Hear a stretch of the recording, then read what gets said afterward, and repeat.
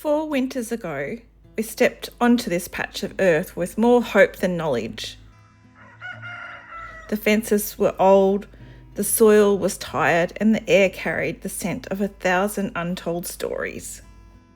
We came here for a different kind of life. One where the hours are kept by the sun and the seasons have the final say. Hey Bobby, what you doing? Is there a mouse? Can you smell a mouse? Where is it? Where's the mouse? Now it's midwinter in the high country here. The mornings bite and the frost lingers long after the light has come. It's a good time for the quieter jobs, the ones that sets up before spring demands everything from us again. The chicken coop is first. Old hay and manure are raked into wheelbarrows, bound for the new compost bays. Compost is magic, really. It turns waste into rich soil and keeps carbon locked into the ground instead of floating up into the atmosphere. Even if you've just got a balcony in the city, you can do it. It's one of the simplest things anyone can do for the planet.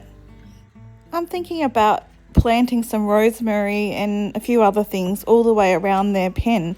That way they'd get some shade in summer and they'd have food year round, and I'd get that beautiful smell every time I walked by. Trouble is their pen is a bit low and all the rain lately has made it very soggy. So I'm thinking one day we might have to move them to higher ground. And so we've worked out that we've got about 5 roosters, and that's probably about 2 more than we really need. So we've ordered our first killing cone and it's on the way in the post, and I've been turning the thought of it over in my mind, and it's been probably close to 40 years since I last sat beside my grandmother on Chicken Day, and I can still see her hands moving quick and sure, plucking the feathers after the bird had been dunked in the hot water to loosen the feathers. She never flinched and she never hesitated. She just worked like a well-oiled machine, the way you do when something's been part of your life forever. My grandfather was the one that used to chop their head off with an axe, and he used to laugh at us while he was tossing the chicken's head at us just to hear us scream. It was all part of the day's work with my family back then, but it felt like a strange mix of ordinary and wild to me back then. When I looked this morning, the first bay was maybe a quarter full, and by the time we're done today, it's 3/4 full, and I can't help but feel proud. Proud that we've taken something messy and turned it into something valuable. Relieved too that the job is done for now, one of those heavy backbending tasks that leaves you with a sweet ache of having done something worthwhile. So when my grandmother roasted those birds, the meat was rich and full of flavour in a way that store-bought chicken just isn't. And I can't remember every step she took. 4 decades can blur the details, but I remember that taste and the way her confidence made the whole thing seem really simple. Paul's had training in dressing kangaroos, so between the 2 of us, we should be able to work it out. Fingers crossed we'll have a home-raised roast chicken on the table soon.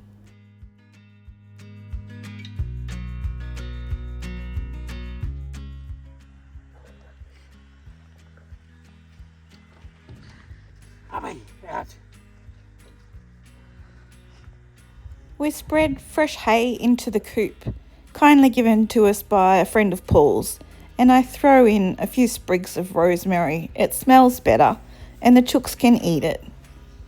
Now I've got my rosemary. Come here. Come on. Sit. Sit. Sit. Good girl. Good puppy. Now it's time to hit the orchard. Got my snippers. My new snippers. My slippers. Okay, so we've got to make a bar shape. We've got to take out any branches that are going towards the middle. Yeah, or that middle one. Yeah. So take that middle one out, right at the bottom.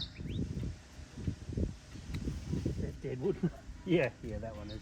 But go again, but don't like snipped your sludge, yeah. Where's the... So do we have to cut back a third? See, that's damaged. So get rid of that. Maybe down to there. Between trees, we clean the blades with metho and tea tree essential oil. It's meant to stop you from carrying any diseases from one tree to the next.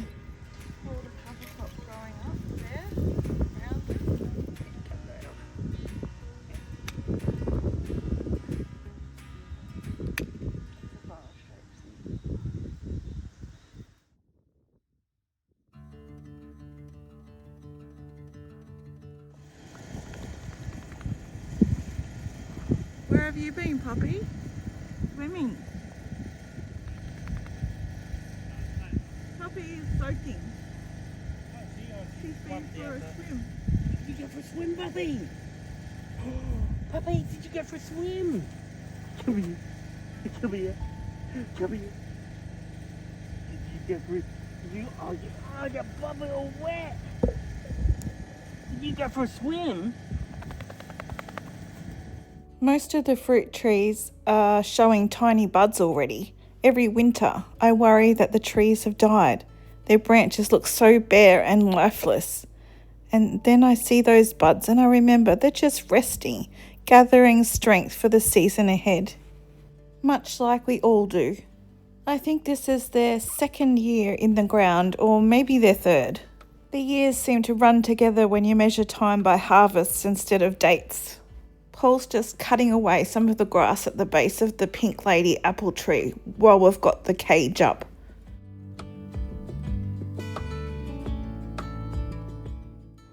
Paul starts putting up the steel frame for his new shed. He says it's for tools and building materials and things like that, but I know better. A man's shed always ends up holding all sorts of treasures. Uh-oh, do you need two people? It looks a bit precarious. I think it would be safer with two people.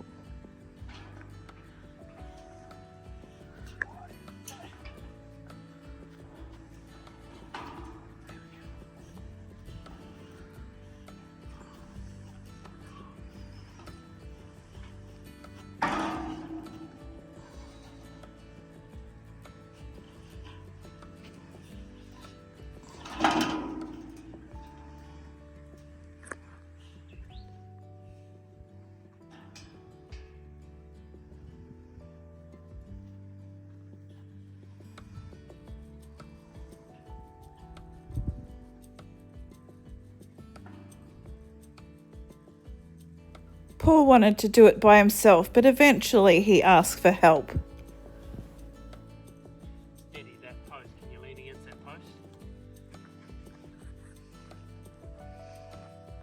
Yeah.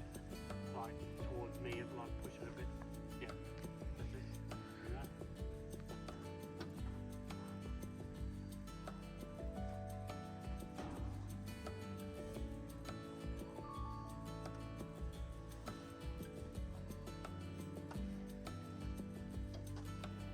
While we're helping with putting up the shed, I noticed a mob of kangaroos grazing in the neighbour's freshly sown pasture. Sometimes there are like 50 of them, all scattered across the paddock like dark stones. They lift their heads whenever they notice us, and for a moment, we're all just watching each other. We stopped in quickly to see our permaculture teacher Lana, and she showed me a basket she's woven from her own grapevines. How cool is that? Strong and beautiful, made for gathering food from the garden. And then she sends us home with all sorts of treasures: grapevine cuttings, purple foxtail, dragon fruit, berries and rhubarb crowns. Back at home, I pick the last of the capsicums and chilies before the frost takes them. I chop them up and freeze them in small bags so I can sprinkle them in stews and soups all winter. The frost cloth covering my garden beds is another story. The wind has ripped it to pieces. I've tried bulldog clips, bits of old wire, plastic ties. Nothing holds. Next winter I'm going to have to get the big clamps. Our dams are still about only a quarter full despite all the rain we've had recently, but there's life in them. I can hear a frog calling from the shallows.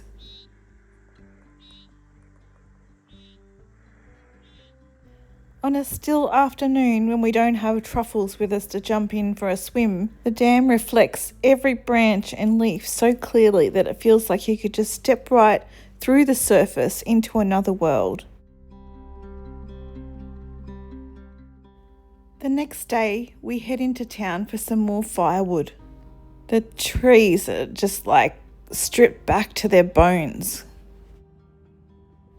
On the way, we passed another of those old chimneys, just standing there in the middle of a field, all alone. Weathered and crumbling, but still holding their place. They remind me of the chimneys out on our own property, silent witnesses to lives long gone. After we dumped the firewood off at our property, we also went back to town to get some more soil and compost, and also some more mulch. And on the way back home, we stopped in at Gunnemarr Nursery, our local Indigenous nursery, and they're giving away free pots to the community. Such a generous thing to do. And perfect timing because I've got more seeds than I've got tiny little pots. For the last few years, I've been sketching and re-sketching our garden plans, adding new ideas as we've gone, and recently I drew up a brand new one based on everything we've built so far and all the ways our plans have shifted along the journey.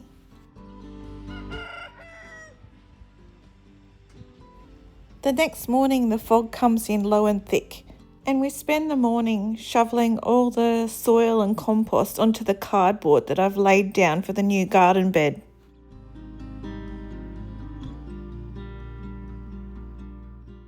Our property lies within designated airspace used for military flight training, and they commonly use our area for advanced pilot instruction and combat readiness. Contrails, those long white streaks form when hot jet exhaust meets cold, moist air at high altitude. We've seen jets fly so low that it's been disturbingly near. I think they're conducting tactical training maneuvers and practicing low-level navigation. I used the last of the hay and the sugarcane mulch for the new garden bed. I've started sketching in my head where the paths might run through my future cottage garden.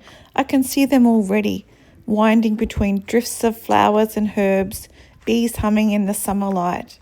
Maybe it's just a dream for now, but out here, dreams are seeds too, and the soil is patient.